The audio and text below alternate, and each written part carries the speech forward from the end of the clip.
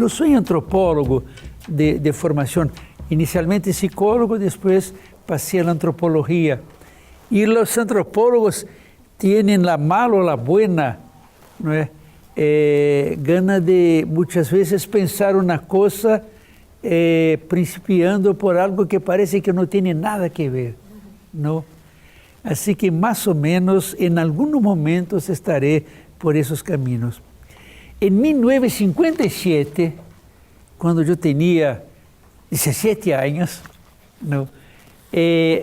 Albert Camus recibió el premio Nobel de literatura.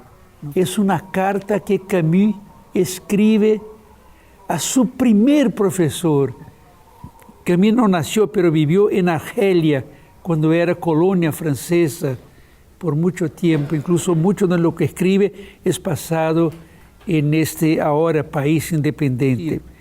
19 de noviembre de 1957. Caro Monsieur Germain, yo dejé que pasase un poco el movimiento que me ha envolvido durante todos esos días, antes de venir a hablarle de corazón abierto.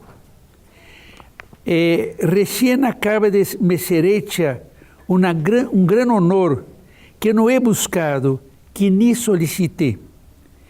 Pero cuando supe de la novedad, que era el Premio Nobel de Literatura, mi primer pensamiento, después de mi madre, ha sido a usted, sobre usted.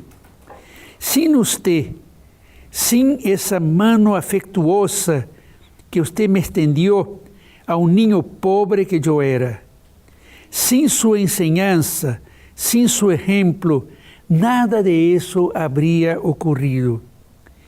Y no lo hago por una cuestión de una especie de honor que recibí. Pero esa es al menos una ocasión para decirle lo cuánto usted ha sido siempre y sigue siendo para mí, y para asegurarle que sus esfuerzos, su trabajo y su corazón generoso, el que usted planteaba, colocaba en todo lo que hacía y hace, siempre de manera viva, con relación a cada uno de sus pequeños discípulos, que no obstante su edad, nunca cesó jamás de ser, en mi caso, un estudiante reconocido. Yo lo abrazo con todas mis fuerzas, Albert Camus. Después hay incluso una carta que el profesor Germán, ya un viejito, en Argelia escribe. Esta carta me tocó mucho, ¿no? Y yo me imaginé cuántas veces en distintas situaciones un gran hombre, como este escritor universal, Albert Camus, se recuerda, ¿no? No de los profesores universitarios que encontró en su vida, pero de su primer profesor. Incluso en una escuelita, en el libro, en distintos momentos habla de su vida de estudiante muy precaria y muy sencilla, y los esfuerzos que este profesor Germain hizo incluso para que Camus completara sus estudios de secundaria y después marchase a Francia, en donde finalmente se consagró como uno de los mayores escritores de la actualidad, ¿no? Albert Camus. Quien quiera leer El primer hombre, ¿no?, de Camus. La segunda memoria es muy dramática y lastimablemente muy poco conocida, incluso en Brasil, espero que no tanto acá en Argentina. ¿Quién ya oyó hablar de Janusz Korczak? Janusz, algunas manos, a ver, ¿cuántas? 1, 2, 3, bueno, mejor que en Brasil. Pero todavía muy poco conocido. Janusz Korczak. Korczak era un médico, incluso impresionante, la cantidad de médicos, yo hice una investigación sobre eso, que se hicieron grandes educadores, desde siglos pasados hasta hoy, casi hoy día. Médicos, psicólogos. Janusz Korczak era médico y trabajaba en Polonia, polonés, ¿no? Polonia. Y en una Polonia pobre de los años casi 40, casi el año en que nací, 1940, y muy preocupado con el destino de niños y niñas pobres. Incluso era un médico muy políticamente consciente y muy lleno de amor. Incluso, a más de su trabajo profesional, salía a los barrios pobres y atendía a las gentes, que eran muchas, y que no podían pagar, ¿no? Y había muchos niños en aquel tiempo en la calle. Y vino a Korczak la idea de albergarlos, no sé si hay esta palabra en español, de traerlos a una casa en donde pudiesen vivir. Encontró con amigos una casa y creó una casa de niñas, así era el nombre, Casa de Meninas en portugués. Y a través de eso se interesó por pedagogía, porque de repente, sin ser profesor, nunca trabajó como profesor, ¿no? Tenía una casa ahora llena de niñas, sobre todo de niños pobres, que congregaba ahí. Entonces empezó a interesarse por educación, incluso fue a Suiza y se encontró con Pestalozzi, ¿no? Y después con otros educadores. Y creó una casa escuela muy interesante. Cuando yo miraba cosas aquí de ustedes, de educación comunitaria, pensaba, por eso me recordé de Janusz Korczak, no estaba pensado antes. Era una casa que empezó a crear experiencias de trabajo con niños muy innovadoras en aquel tiempo, y hoy día aquí y allí algunos experimentos, algo que se reactualiza.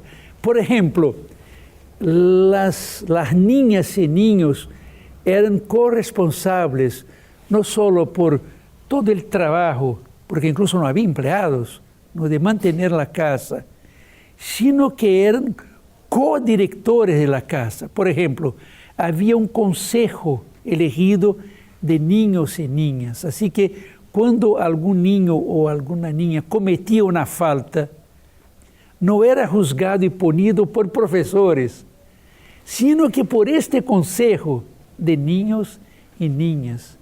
Incluso tenían entre ellos un poder, ¿no?, de crear las leyes, las maneras de ser, de compartir la vida, de convivir aquí. Bueno, en 1941, los nazis invaden Polonia, ¿no? Una guerra relámpago, ¿no? El heroico ejército polonés no resistió más que unas semanas y ocupan, ¿no? Incluso historia muy conocida, ¿no? El beco de Varsovia, todo. Y Korczak era judío, ¿no? Judío. Y muchas de las niñas y niños, no todos, pero algunos judíos también. Y empezó, claro, la persecución, primero encerrando judíos en becos, en espacios restringidos, un sufrimiento inmenso. Y algunos amigos y admiradores de Korczak, ¿no?, empezaron a hacer un plan para sacar Korczak de Varsovia, de Polonia, y salvarlo, ¿no?, ya que la amenaza era muy, muy grande y muy cercana. Y en poco tiempo la Gestapo llegó a la casa de Korczak y simplemente dijeron: vamos a llevar las niñas y niños a Auschwitz, al campo de concentración. Pero por instancia de los amigos, había una especie de acuerdo de no llevar a Korczak, dejarlo, ¿no? Y él dijo, no, si mis niñas y niñas van, yo voy también. Y se fue y marchó a Auschwitz y ahí se murió en una cámara de gas. ¿Qué educaciones estamos practicando en nuestras experiencias? Sin nombre, ¿no? Somos acá todas y todos educadores, aunque no seamos, como también no era Korczak, un profesor, ¿no? Un profesor, ¿no? Paulo Freire solía decir, muchas gentes son educadoras, educadores populares, aunque no sean profesores. Y decía también, pobre del profesor que no es también un educador. Un educador. Há incluso un otro escrito en que llega a un punto crucial, dice, pobre del educador que no es también un profeta.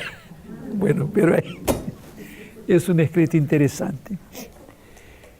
Creo que todas ustedes, todos han visto la película Titanic. Titanic, todo. Entonces, fijemos en el momento en que el barco empieza a hundirse. ¿Hundirse?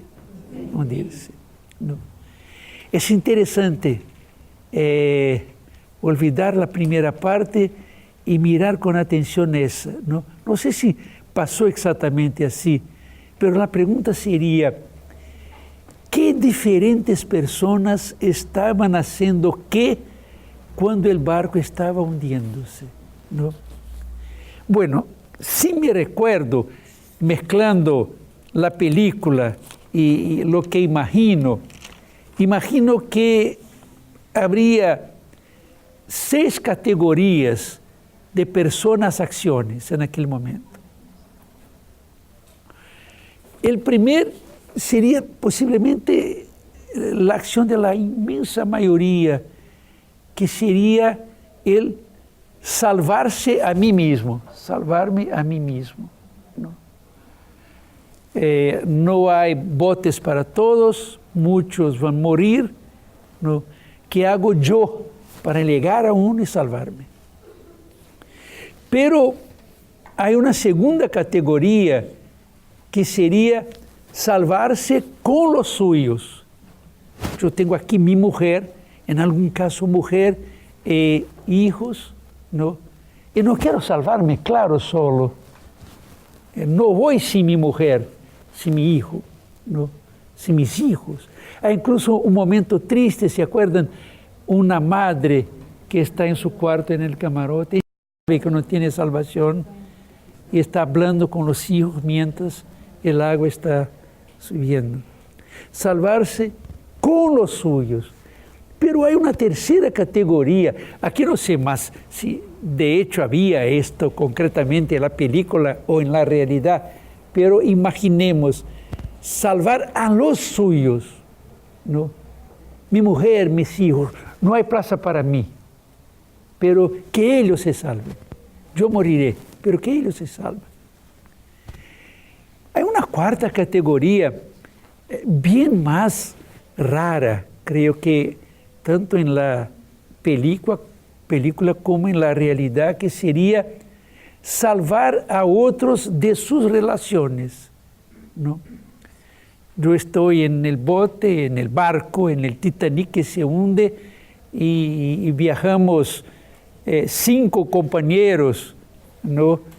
Y no voy a preocuparme solo conmigo, pero con ellos también, o incluso buscarlos, ¿no? Un poco, o nos salvamos todos o nadie se salva, ¿no?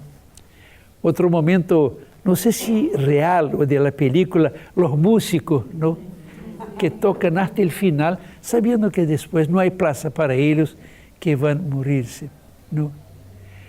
Hay una quinta categoría, es salvar a otros de su clase, no necesariamente amigos, pero yo estoy en primera, segunda clase, esos botes, esos navíos tenían 3 clases al menos, y quiero salvar gentes, ¿no?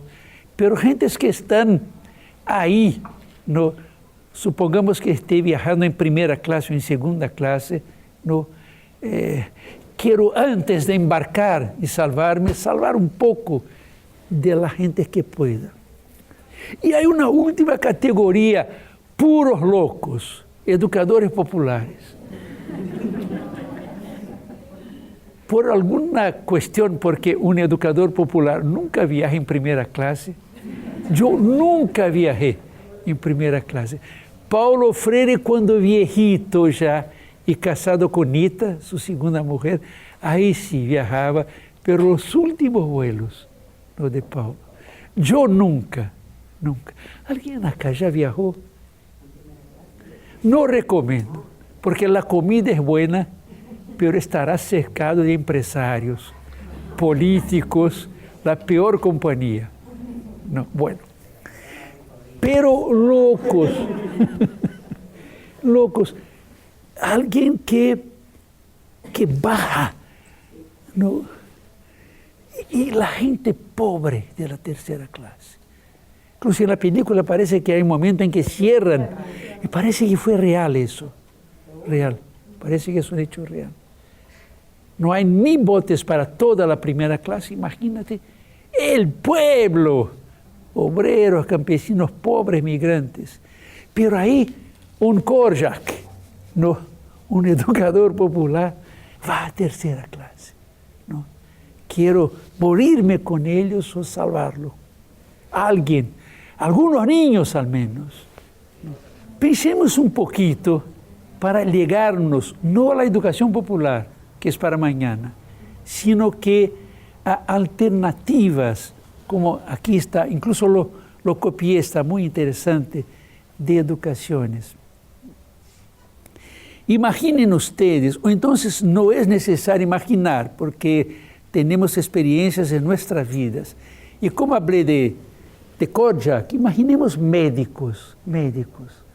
Y vamos a través de maneras de ser médico, junto con maneras de salvarse o salvar en el Titanic hundiéndose, pensar un poco qué estilos, qué vocaciones de educación están cercanas a nosotros, más afastadas. Imaginen ustedes, no es necesario imaginar, vivimos eso. Un primer médico, un mal médico, un dispensable médico, de esos que tú llegas, él te recibe por minutos, mal empiezas a hablar, él ni siquiera te toca, te pide una cantidad de exámenes, vuelves 15 días después con muchos papeles, él los mira y dices, tienes esto y tienes que tomar eso y vuelve dentro de 3 meses si no te mueres antes. Y ahí te envía y recibe otra persona en el mismo estilo. Primer médico. Hay un segundo médico, ¿no? Recibe, tiene incluso una relación más personal, hace con más cuidado lo que llamamos en psicología una anamnesia, es decir, deja que la persona, ¿no? Presente lo que siente, lo que está pasando, y ausculta a la persona, no solo con el aparato, sino con la mano, toma el pulso y tal. Y al final dice, mira, te pediré estos exámenes y vuelves con los... Y él no solo te receta medicina, sino que te da consejos de vida, ¿no? Complementarios, sobre caminar, hacer ejercicios, tener una dieta, no digo vegana, pero un poco más saludable y tal, ¿no? Un poco más de personalidad, ¿no? Imaginemos un tercer médico, ¿no? Y no estoy pensando médico de las clases ricas, estoy pensando un médico de una comunidad barrial, por acá, ¿no? Es un médico que, además de lo que hace el segundo, ¿no? Busca saber algo más que podría estar afectando tu salud. Por ejemplo, en qué casa vives, cómo es, qué comes, ¿no? Él personaliza, incluso sitúa un poco más. Me acuerdo que en São Paulo hay un médico chino, pero no cabe aquí en los ejemplos, que cobra muy caro. Pero es interesante porque él atiende 4 personas a cada día, no más que eso, en la mañana y en la tarde, 12 en la mañana, 12 en la tarde. Y queda 2 horas haciendo las más increíbles preguntas. Y cobra caro porque la consulta sigue en la casa de la persona. Va allá y examina tu cama, ¿no? El aire, el sol, ¿no? Pide que pongas sobre una mesa todo lo que usas en la cocina, los aparatos y tal, y te hace un poco de recomendaciones no solo de prácticas físicas y medicinas, sino que también, mira, tu colchón, tu cama está así, tienes que poner así, feng shui y tal. Imaginemos, pero imaginemos un cuarto médico, ¿no? Hace todo lo que hace, menos el médico chino, que es un caso afuera, ¿no? Pero de repente dice, mira, tú eres la 25ª persona que llega acá a mi consultorio, se dice, en portugués, con esos síntomas de diarrea, de problemas gástricos. Estoy imaginando que el problema no está en ti, que el problema está un poco, pues, en esta comunidad. Vamos a tratar de saber. Y ahí sale por la comunidad, ¿no? Con una educadora de la comunidad, una de ustedes, ¿no? Y empieza a ver que, de hecho, pasa un pequeño río totalmente poluido, que las condiciones de sanidad no son tan buenas como deberían, y que es posible que, sobre todo en lo que afecta a los niños y las niñas, ¿no? Muchísimos con problemas intestinales, que el problema esté en la comunidad, o es decir, en el ambiente sociocultural, natural de la comunidad. Es posible que este cuarto médico haga incluso un relatorio e envíe a una Secretaría de Salud municipal o estadual, en el caso de Brasil. Pero hay un quinto médico, que además de eso, dice, no, si hay un problema que está en el ambiente afectando la salud de ustedes, vamos a reunirnos aquí, hombres, mujeres, y vamos a ver qué juntos podemos hacer, ¿no? En términos de limpiar espacios, de despoluir ríos o lo que pasa por aquí, es decir, de entre nosotros y con nuestro trabajo comunitario, ¿no? Mejorar condiciones inmediatas ambientales de tal manera que, quién sabe, con eso disminuya bastante, ¿no? El número de casos de esta enfermedad, de esas enfermedades. Pero hay un sexto médico, ¿no?